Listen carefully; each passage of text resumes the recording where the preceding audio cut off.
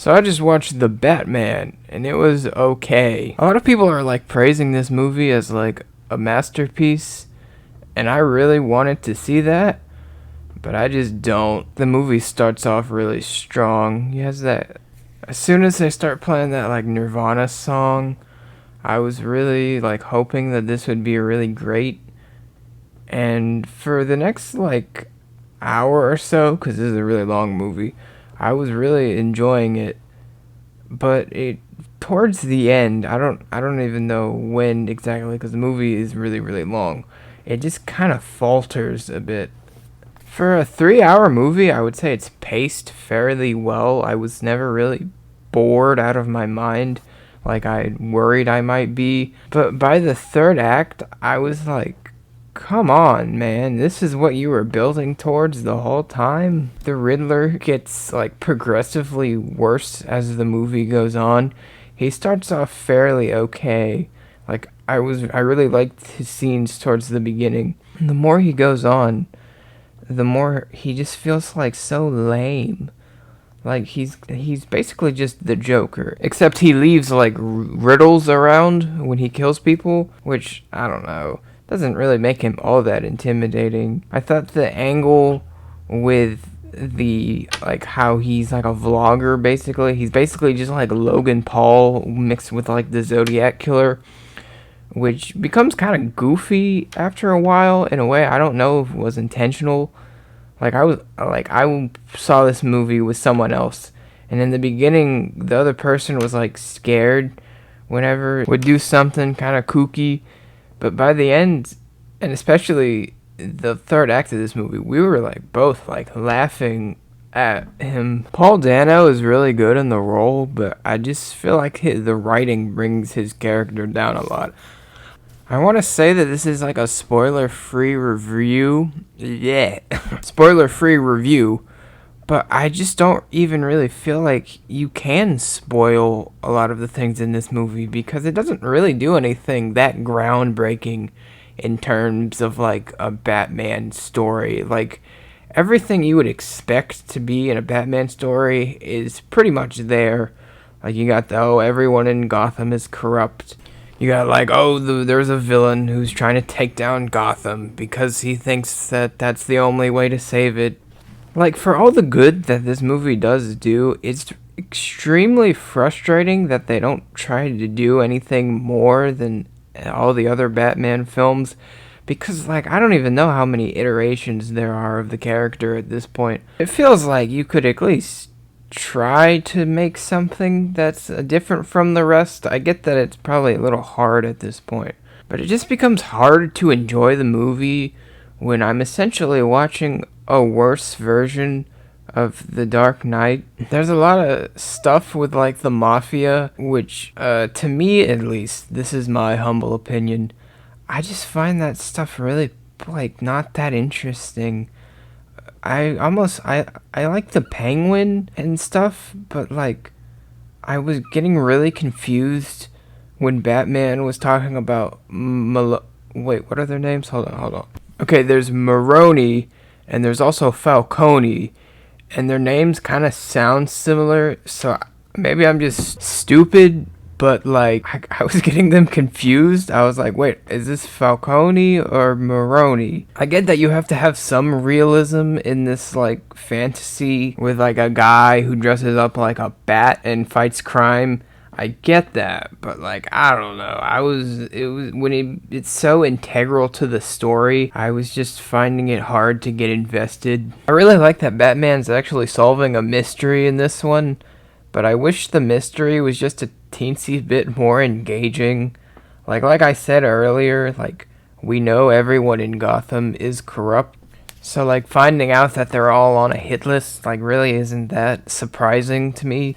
I don't know, I mean the mystery, it's not like a terrible mystery, but like I just wish it had been like a tiny bit more subversive, at least, like don't go all Ryan Johnson or whatever, but at least try and do something different. That's really just my whole complaint with this movie, is that like it just feels like a worse version of the Nolan movies in terms of like the plot and how it sets everything up. I don't want to give off the impression that I hate this movie, because I really don't. I think it's really, really well made.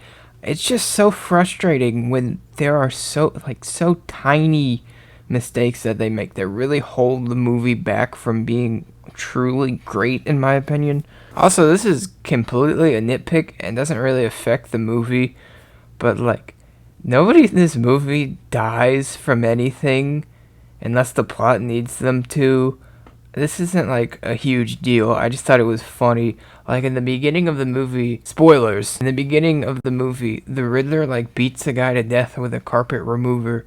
And I was like, oh shoot, so they're going like ultra realistic on this. But then Batman gets like shot and just kind of shrugs it off. And I assume like, oh, maybe he just has like a bulletproof vest. But then like he gets blown up by a bomb at one point, one of the Riddler's bombs, and it, like he gets knocked out, but he's not like hurt.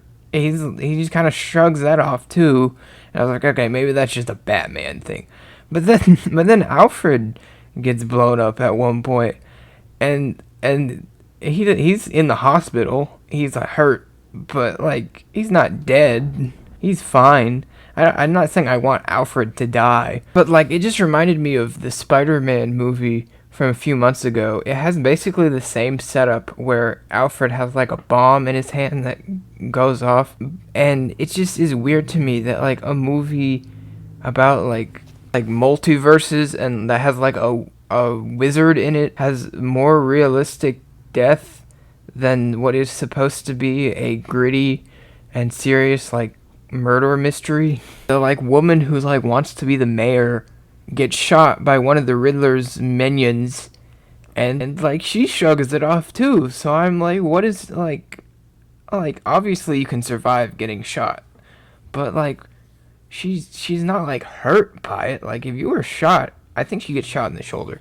If you were shot in the shoulder, like you would not just be able to shrug that off. I know that the town was flooding and stuff, but still you would be really, really hurt. And like I don't know, I'm not familiar with the comics. The Penguin is just like a normal guy, right?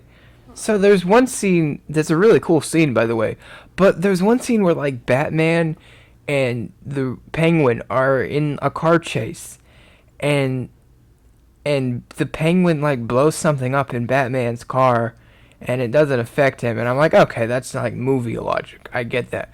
But then like Batman like flips the Penguin's car, and he flips like 5 times, probably more than that actually. But he flips him like 5 times. I'm like, Stop! He's already dead. But then the Penguin just like, he doesn't even have a scratch on him, I don't think. And I'm like, I get that it's a movie and it's not gonna be 100% realistic, and that this is just nitpicking, but it becomes kind of hard to like feel stakes in the movie when everyone feels invincible.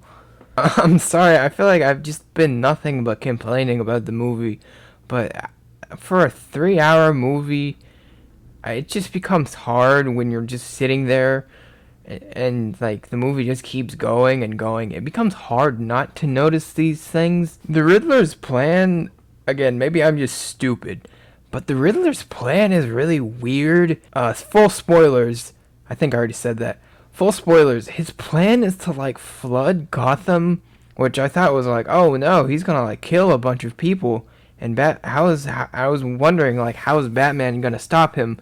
Like Batman really doesn't stop him, and the city is flooded anyway. But the Riddler seems really upset for some reason. I didn't follow that. Maybe it's because the mayor wasn't killed that he was like crying and upset. But like it just seemed like a weird reaction, because he basically got what he wanted to in the end. It didn't really seem like he wanted to kill Batman. Like in the scene when Batman was interrogating the Riddler in prison, the Riddler did not really give off the impression that he hated Batman or really even wanted to kill him. So, the scene where they're setting up the Joker, out of everything in the movie, I would say that like most of it can be forgiven. Like most of my problems in the movie you can look past. But I really just cannot look past the fact that they are seriously setting up another Joker. Like, come on. This is the third Joker they've had in like 4 years. It's getting kind of ridiculous. Like, Batman has one of the coolest rogues galleries of any superhero ever, and they just keep reusing Joker. Like, I like Joker, don't get me wrong, but A, you're not gonna be better than Heath Ledger unless you do something totally different, like the Joaquin Phoenix. And B, I just think it's like really lazy to just use one villain when there are so many other stories and like Batman villains that could make for new and exciting ways to explore this character. I'm not really familiar with Barry Keoghan, I think that's how you say his name. I'm not familiar with him as an actor, but from the performance he gave in this movie, he didn't seem like that good. Like, he was definitely the weakest actor in this movie, and I'm just really not excited if he is the main villain of the next movie. I'm sorry, but I'm just really, like, not excited for that. But aside from the very long list of issues that I had with the movie, I think that the movie, at its core, is a good movie. I've been like nothing but complaining, but it is good. Robert Pattinson is the best Batman that has ever been. I thought it would be pretty hard to be better than Christian Bale, but from the first scene of the movie, I'm like, okay, this is Batman. This is how he should be. I really like how stylized this movie is compared to like the Nolan movies, which are fairly straightforward. I love how like this movie isn't afraid to embrace like the comic bookiness of everything, which again, like compared to the Nolan movies, everything is just kind of like serious and more mature, I guess. But this leans a lot more into like the fantasy elements, which is refreshing to see because like he fights crime in a bat suit. How realistic can you get? I like how like when he's Batman for like most of the movie.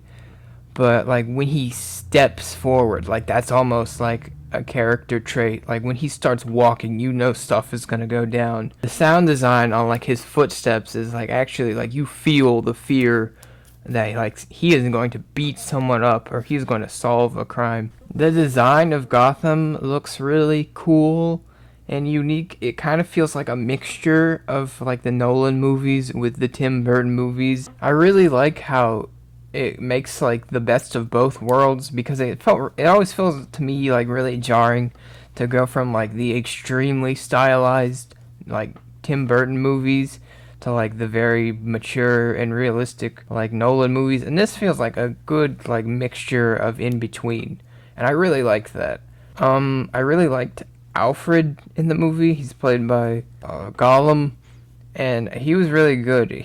I like how even though this movie is very dark and serious, like they kind of make Alfred seem like the stepdad, and Bruce is like the emo son who doesn't want to ever go outside.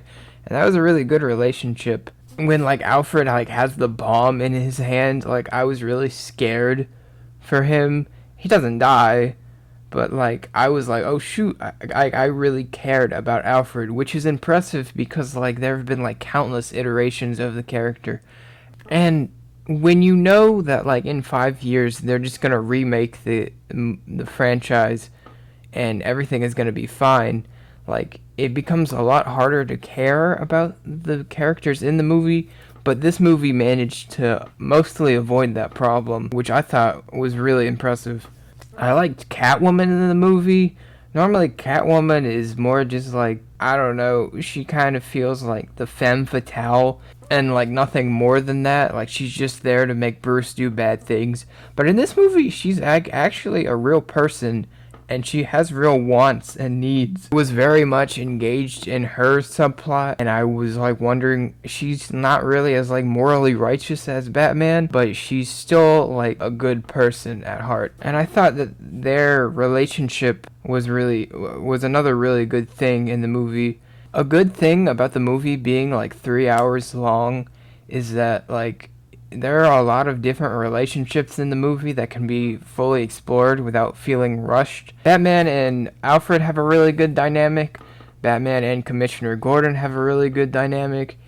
And like Batman and Catwoman have a really good dynamic. And if this were just like a regular like 2-hour movie, I feel like something would have to be cut.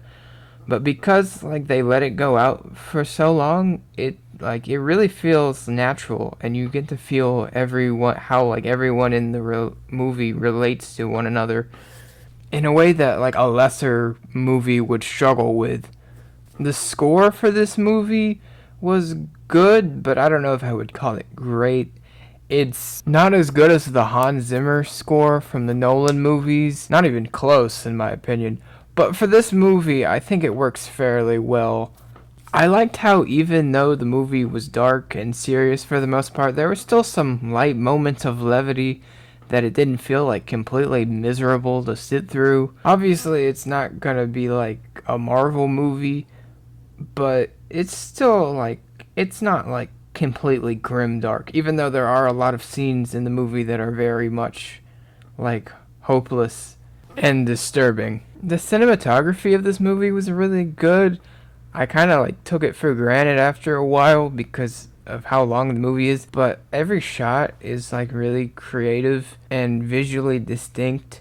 And that's something that a lot of superhero movies don't bother with, unfortunately. And I appreciate that they put in the effort for this movie, especially with how like grand in scope it is and how long it is. A lot of people have said this already, but I feel like this movie is worse than The Dark Knight as a movie, but as a Batman movie, I feel like it's a little more true to the character and how it feels and like the overall tone of it. And it's really impressive how this movie manages to make like blend the silly and the dark and horrifying in really well. Even though I have like a lot of complaints with this movie, I still think it's a good movie, and I think Matt Reeves did a really good job directing it. I just wish that there could be a few things fixed in order for me to like really love it. But it's a fine movie. Don't let my like nitpicks like turn you off from it. It's still really well made, and the acting for the most part is really fantastic. So I'm gonna give The Batman a thumbs up.